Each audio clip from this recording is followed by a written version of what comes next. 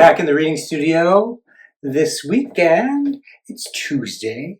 We're reading The Summer My Father Was 10. I'm Mr. LP, your Read Aloud specialist, and this book is by Pat Brisson. Let's get reading The Summer My Father Was 10. Every year, my father and I plant a garden. Tomatoes, peppers, onions, marigolds, and zinnias grow in neat, straight rows. We pull the weeds that pop up, and we water, mulch, and tend it all through the summer, cutting the flowers to make bouquets for the kitchen table or to give to Mrs. Morawski, our neighbor who broke her hip last winter and has to walk with a cane.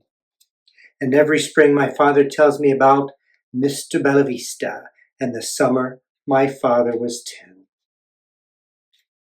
Mr. Bellavista lived alone in the third-floor apartment above my father and my grandmother. Plants grew all winter on his windowsill, and in the spring he trudged with rake, garden fork, and trowel to the vacant lot next door to plant a garden. Some years he had to drag away old tires, broken bottles, and other trash before he could even start. Once his garden was planted, though, you could find him there early every morning, weeding, watering, and watching over his plants. And in the evening he would go and sit on an old wooden folding chair and listen to opera on his radio. My father didn't know much about the old man, only that he always wore flannel shirts buttoned up to his neck, winter or summer. He didn't talk much to other people who lived in the building, and when he did talk, his accent made his words sound strange. My father and his friends made fun of him sometimes and called him Old Spaghetti Man. Then, one August afternoon when my father was 10, he and his friends were playing baseball near Mr. Bellavista's garden. My father's friend Nicky hit a ball over my father's head, and it landed in the middle of the garden. My father ran to get it and found it under a big leafy tomato plant. The tomatoes were round and red and ripe, just about the size of a baseball. And my father thought, boy, I'd like to see Nicky's face if I threw a tomato instead of a ball. And he hit it, and it splattered all over him.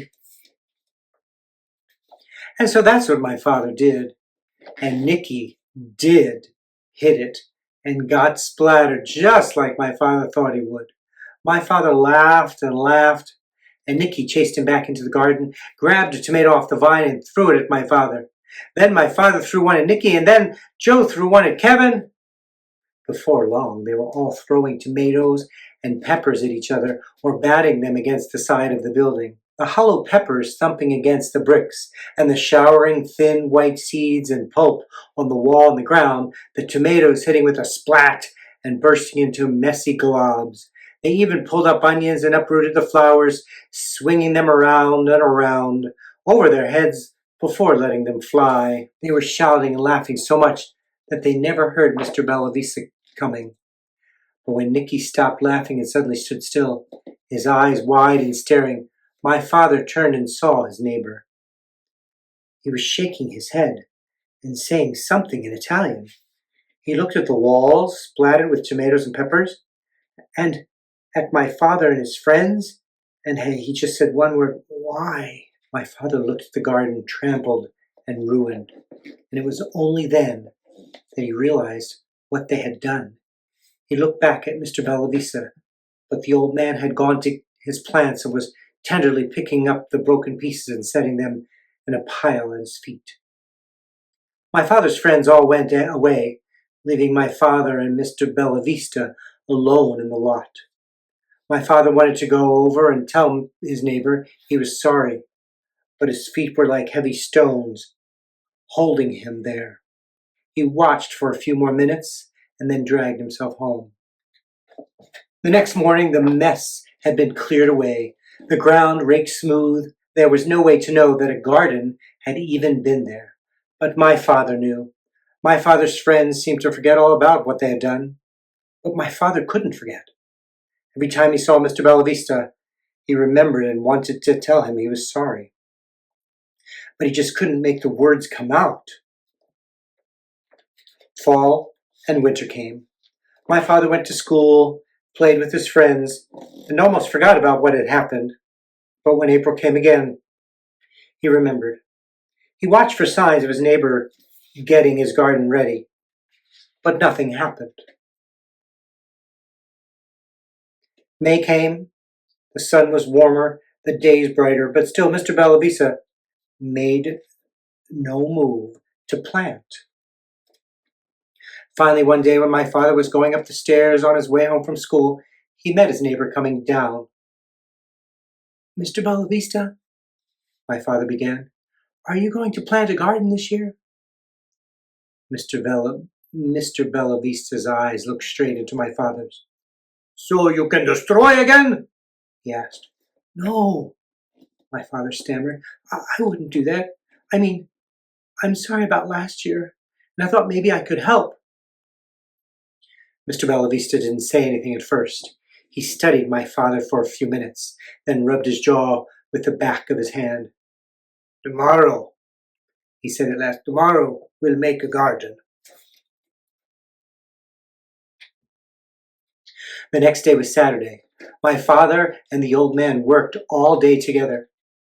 When they were finished, they had a patch of ground carefully raked and planted with tomato and pepper plants, teeny tiny onions, and seeds for marigolds and zinnias.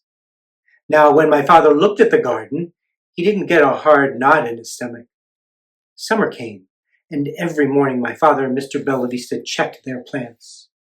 My father carried water from his apartment during dry spells and learned to tell what was a weed and what wasn't. When the flowers bloomed, the old man gave my father bouquets to take to my grandmother.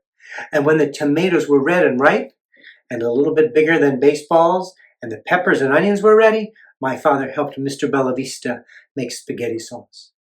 Then they all ate dinner together in Mr. Bellavista's apartment and listened to opera on the radio.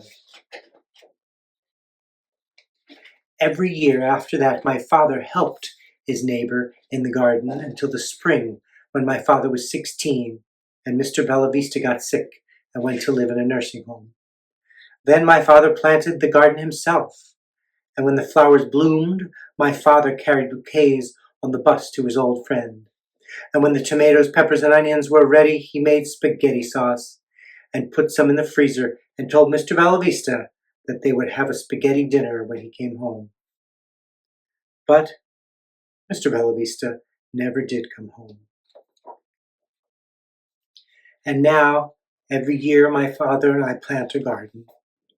Tomatoes, peppers, onions, marigolds, and zinnias in neat straight rows. And every year, I hear the story of the summer my father was 10. The end. Thanks for tuning into the Reading Studio. Please like and subscribe. Get your friends to like and subscribe. I'm up to almost 100 subscribers, and I'd like to keep that number rising. Thanks, and we'll see you soon.